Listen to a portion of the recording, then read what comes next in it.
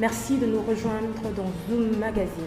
Cette semaine, notre numéro sera consacré à la gouvernance, aux chantiers et aux perspectives dans la province du Tanganyika. Reportages, chronologie, analystes, invités, envoyés spéciaux seront au menu afin de décrypter cette question d'actualité qui fait objet de notre analyse. Une fois de plus, bienvenue. Autrefois chefferie, le Tanganyika est depuis 2015 une des 26 provinces de la République démocratique du Congo. Présentation complète par Michael Kilusia. Le Tanganyika est une province de la République démocratique du Congo, créée en 2015 suite à l'éclatement de la province du Katanga. La province du Tanganyika était autrefois un district appartenant à la province du Katanga de 1908 à 2015. Aujourd'hui, province à part entière, la province du Tanganyika a comme chef-lieu Kalemi, avec une superficie de 134 940 km² et une population évaluée à plus ou moins 4 millions d'habitants. En effet, la province du Tanganyika compte 6 territoires: Kalemi, Kabali, Kongolo, Manono, Moba et Nyunzu. Située au sud du pays, aux rives du lac Tanganyika, la province du Tanganyika partage ses frontières de manière ci-après. Au nord avec la province du Sud Kivu et du Maniema. À l'est avec la Tanzanie au travers du lac Tanganyika. Au sud avec la province du Okatanga et du Olomami. Et à l'ouest, elle partage ses frontières avec la Lomami. La province du Tanganyika n'a connu que 2 gouverneurs depuis sa création. Richard Ngoyi Kitangala, commissaire puis gouverneur de 2015 à 2019, et Zoé Kabila Monzabala de 2019 jusqu'à nos jours. Cette province du pays regorge une bonne potentialité d'élevage, de pêche et de minéraux comme l'or, coltan, diamant et bien d'autres. Michael est sur ce plateau. Michael, alors tu es spécialiste en questions historiques pour le Zoom Magazine. Il faudrait dire que le Tanganyika existe depuis des siècles. Exactement, c'est depuis le 1er août 1886 qu'a intervenu la première organisation administrative divisant l'EIC en 11 districts. Et la province du Tanganyika appartenait au district du Lualaba jusqu'en 1960. En 1971, le Tanganyika devient le Shaba, avec le Tanganyika comme toujours district. Et en 1997, l'arrivée de Mzee Kabila, le Shaba redevient le Katanga jusqu'en 2015. Alors, en juillet 2015, la province du Tanganyika voit le jour. Le 19 octobre 2015 a intervenu la nomination des commissaires spéciaux de toutes les principales provinces qui ont été, bien sûr, éclatées ou, si je peux dire ainsi, qu'on a eu les principales provinces en République démocratique du Congo. Et Ngoyi Kitangala, Richard est devenu le premier commissaire spécial de la province du Tanganyika et elle était secondée par Madame Ngoyi Masangu comme commissaire adjoint chargé des questions politiques. Le 26 mars 2016, Richard Kitangala est élu gouverneur de la province du Tanganyika. Alors, c'est après, vers 10 avril 2019, que Zoé Kabila est devenu le 2e gouverneur de la province du Tanganyika. Merci Michael Kilusia. Nous recevrons tout à l'heure M. Lufungula Mutongole qui est membre de la société civile pour le Tanganyika et nous allons aussi recevoir M. Ludovic Kabulai qui est membre de l'Union Sacrée et enfin nous allons avoir dans notre plateau aussi M. Francis Kaitenge qui est membre du FCC. Avant d'entrer dans le vif du sujet, nous recevons Elisha Iraï qui va nous faire le portrait du gouverneur du Tanganyika, l'actuel gouverneur. Oui, Gloriel Mouya, Zoé Kabila Mwanzambala, son nom complet. Il est âgé de 41 ans et il est actuel gouverneur de la province depuis son élection en remplacement de Richard Ngoyi Kitangala en 2019. Il est naturellement frère de l'ancien président Joseph Kabila et Zoé s'élance dans la politique nationale vers 2012. Aux élections législatives de 2011, il est élu député national dans le territoire de Manono, mandat qui sera plus tard renouvelé en 2018. Entre ses activités politiques, Zoé Kabila est aussi mari et père et il dirige plusieurs entreprises. En 2016, il inaugurait notamment un hôtel luxueux, la Biavour, du côté de Mwanda, dans la province du Congo central. D'après nos informations, après ses études en Afrique du Sud, il a obtenu un bachelor en gestion. Il s'est installé définitivement au pays après l'assassinat de Mzee Laurent Désiré Kabila en 2001. Dans ses fonctions récentes, on sait qu'il a également dirigé le complexe Shark Club de Kinshasa et le club Shark 11. Voilà ce que nous pouvons dire sur son portrait. Elisha, quelles sont les dates que nous pouvons retenir finalement du gouvernement Zoé Kabila? Alors je dirais qu'on peut en retenir 4 essentiellement. La première, c'est celle de 11 avril 2019, où il est investi gouverneur à la tête de la province après son élection en remplacement de Richard Ngoyi Kitangala. Le 24 septembre 2020, il lance des grands travaux, notamment le montage d'une usine de fabrication de ciment à Mwanzambala. Ensuite, le 11 mars 2021, il refuse officiellement d'adhérer à l'Union sacrée de Félix Tshisekedi, qui a fait énormément parler. Et enfin, le 13 mars 2021, où une motion de censure l'a visé pour les déloger du gouvernorat. Merci Elisha. Et voilà tout pour le portrait. Alors je me tourne vers vous, Monsieur Lufungula Mutonkole. Nous vous avons présenté tout à l'heure. Vous êtes membre de la société civile pour le Tanganyika. Alors, était-ce le profil idéal gouverneur de la province de Tanganyika? Mais écoutez, madame, d'entrée des jeux, dire que M. Zoé Kabila est l'homme idéal pour occuper la place du gouverneur de Tanganyika, c'est peut-être trop dire. Mais je peux quand même me permettre de dire qu'en 2 ans, M. Zoé Kabila a fait beaucoup de choses par rapport à son prédécesseur, M. Richard Kitangala. Il est très facile tout de suite d'arriver à Tanganyika et de remarquer beaucoup, un changement assez considérable sur les plans infrastructure, mais cela ne peut pas dire que le Tanganyika s'est amélioré en 2 ans. Non. Sur le plan social tout de suite, si vous parlez du social du peuple de Tanganyika, qu'en est-il? On peut remarquer ça ne demande pas les yeux de la tête pour voir tout de suite que le social est assez faible. Il y a de naufrages sur le lac Tanganyika, il y a un problème sérieux de sécurité qui continue à persister jusqu'alors. Pourtant, lors de son investiture au titre du gouverneur, il avait promis d'améliorer le plan social du peuple de Tanganyika. Mais jusque-là, ces problèmes persistent encore et on ne sait pas dire que c'est l'homme idéal, mais je peux me permettre de dire que ça va quand même, ça va jusque-là. Pour en avoir les cœurs nets, nous allons tout de suite faire le point avec notre envoyé spécial qui est à Kalemi, Prince Kamanda. Prince Kamanda, qu'en est-il de la situation actuelle du chantier et de la gouvernance de la province de Tanganyika? Bonjour Glorinel Mouya, bien évidemment nous sommes ici à Kalemi, 2019-2021, 2 ans de Zoé Kabila à la tête de la province. L'autorité provinciale veut sous son leadership marquer les empreintes par ses œuvres à travers la ville de Kalemi, qui est une vitrine, il faut le souligner, une vitrine pour toute la province du Tanganyika. C'est notamment l'Assemblée provinciale jadis qui siégeait sous une tente, et ainsi que le gouvernement qui aujourd'hui dispose des bâtiments propres pour leurs administrations. À l'entrée de la ville, une très belle image, c'est la plage de Kainda. La plage de Kainda qui est revêtue d'une nouvelle robe pour cette ville côtière et touristique qui se jette bien entendu dans le lac Tanganyika, qui est le 2e en Afrique pour sa surface et 3e dans le monde pour son volume. Pour ce qui est de la construction des routes, d'après les proches du gouverneur, ce dernier a déjà atteint 67% des constructions des routes à travers la province du Tanganyika. C'est notamment les travaux d'asphaltage de la bretelle reliant le boulevard Lumumba à Joseph Kabila. Ces travaux ont été initiés par Zoé Kabila. Nous sommes dans le quartier des Kabinda. Alors, à Niemba, localité située à 135 km de Kalemi, le gouverneur construit un pont sur la rivière Lukuga. Il s'agit en effet d'un ouvrage de 136 mètres de portée, de 7 mètres de large, avec une capacité de 150 tonnes et une durée de vie d'1 siècle. Citons aussi, Glorinel Mouya, ici le lancement des travaux, démontage d'une nouvelle usine de fabrication, bien entendu, des ciments de Mwanzambala dans le nord-est des Kalemi. Sans oublier les 2 barrages hydroélectriques, j'y arrive, déjà érigés au Tanganyika grâce à Zoé Kabila Mwanzambala. Des sources bien informées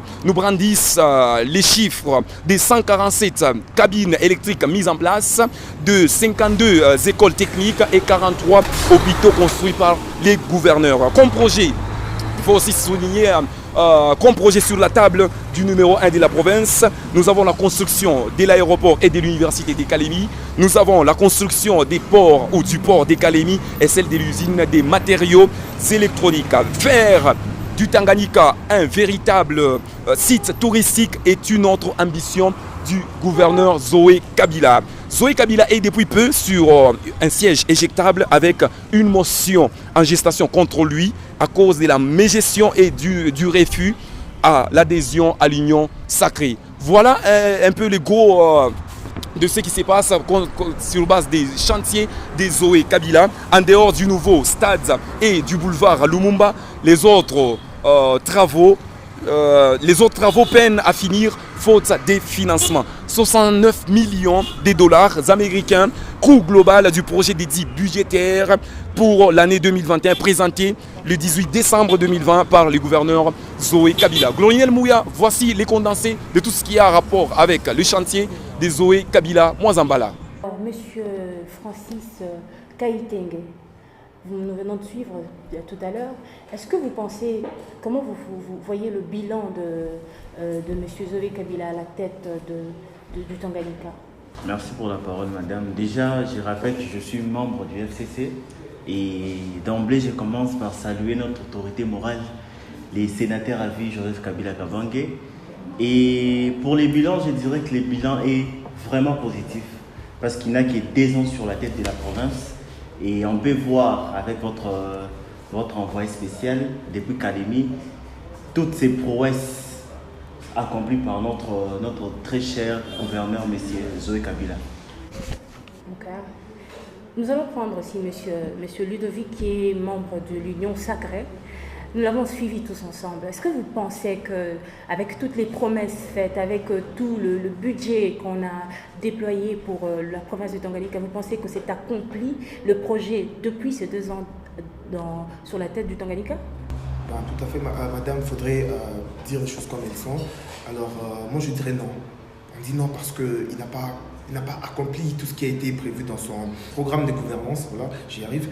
Parce que jusque-là, le social de la population, c'est toujours bas. Alors, où est-ce que la population se retrouve dans tout ça? On parle de l'infrastructure, de tout ce qu'il a construit, bien sûr, c'est vrai, mais l'intérêt général, c'est quoi? C'est la population. Où est l'intérêt de la population dans tout ça? La population est encore une fois délaissée, comme avant. Là, qu'est-ce qu'on retiendra de l'avant et de l'après du gouverneur Zoé Kabila? Alors, bien avant de commenter encore en profondeur cette affaire, il y a une semaine, il y a eu des élections au sein de l'Assemblée provinciale du Tanganyika. Des explications avec notre correspondante Gloire Kisula. Oui, Glorinel Mouya, les députés n'ayant pas accédé à l'Union sacrée de la nation du président Antoine Félix Tshisekedi Tshilombo sont empêchés à accéder à l'hémicycle, alors que se faisait à l'entretemps des élections du bureau. Et vous le savez, ce bureau provincial du Tanganyika a été renouvelé. Et l'on reconnaît désormais celle qui va présider cette institution du Tanganyika.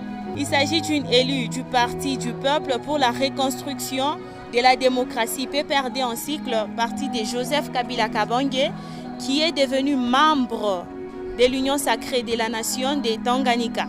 Il s'agit de Madame Virginie Nkulu, la nouvelle présidente de l'Assemblée provinciale à l'issue d'une élection sous tension.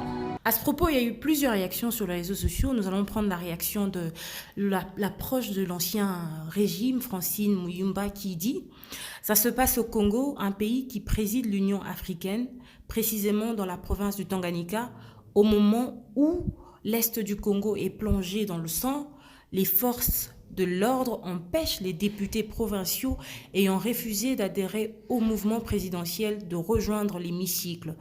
Au même moment, ceux ayant adhéré à ce mouvement passent illégalement au vote des nouveaux dirigeants de l'Assemblée provinciale.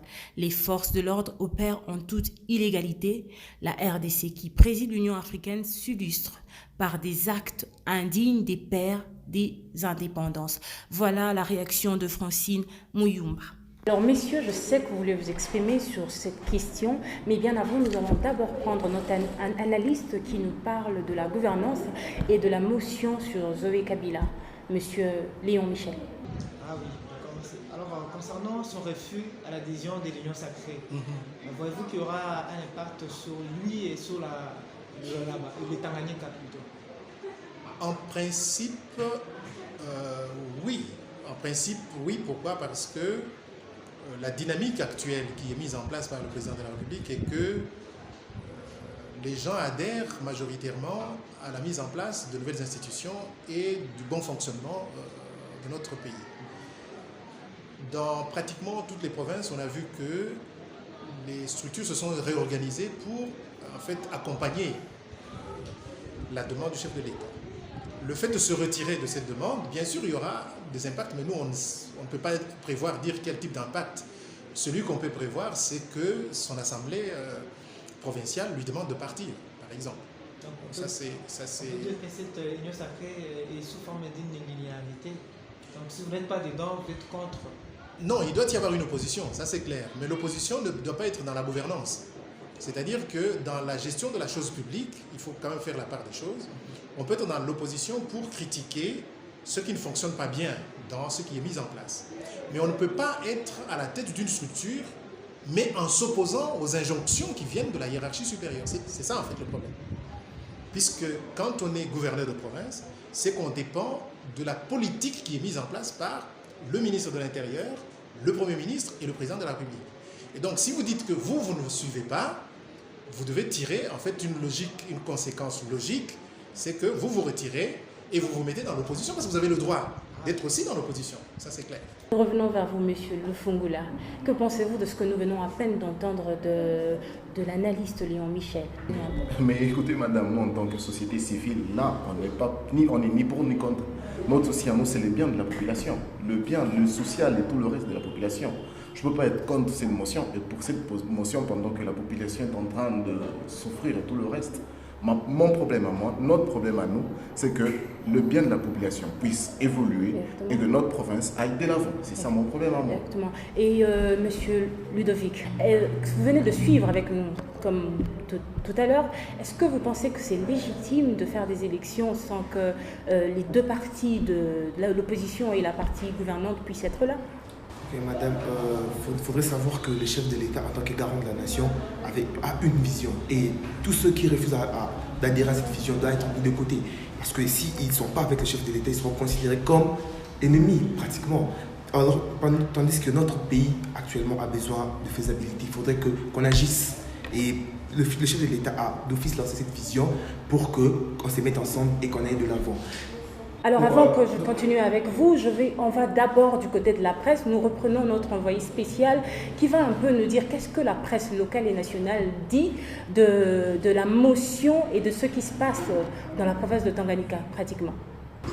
Alors, pour ce qui est de la presse, ici, dans la province du Tanganyika et aussi peut-être la presse nationale, nous voyons le magazine Maximum.cd qui titre son journal « Zoé Kabila, le bilan mitigé ». La population n'est pas satisfaite par le fait qu'elle vit la souffrance et demande à l'autorité de s'assurer pour le social de la population de sa juridiction, bien entendu. Alors, pour un autre magazine, c'est le Média Plus TV.com. Tension dans la ville de Kalemi, la population proteste contre Zoé, des routes barrées, des pneus brûlés dans la rue. La population exige le départ sans condition de Zoé en disant, je cite, « Nous demandons à Dieu de nous aider et que les dirigeants comprennent que le peuple doit être mis au premier plan. » Finissons ce journal des journaux par la radio okapi.net. Les manifestants exigent les départs ou des Zoé Kabila des mesures concrètes contre l'insécurité à Kalemi. La population exige des mesures concrètes pour ramener la paix. Assez, nous en avons assez à crier ou à déclarer une manifestante. Voilà pour ce qui est de la revue de presse, pour ce qui concerne la ville de Kalemi. Et maintenant, messieurs, pour terminer, monsieur, que pensez-vous, monsieur Francis? On commence par monsieur Francis. Que pensez-vous du traitement et de la presse par rapport à la gouvernance et au chantier de Zoé Kabila? En fait, je dirais que la presse est plutôt impartiale. La presse est impartiale parce que la presse, c'est bien des personnes qui gèrent la presse.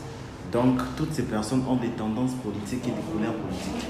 Ils ont des appartenances, bien sûr. Donc, je dirais que la presse est impartiale. Chacun dit ce qu'il doit dire et on n'est pas contre nous. On est en démocratie et chacun doit dire ce qu'il faut qu'ils disent et comme il veut qu'ils disent.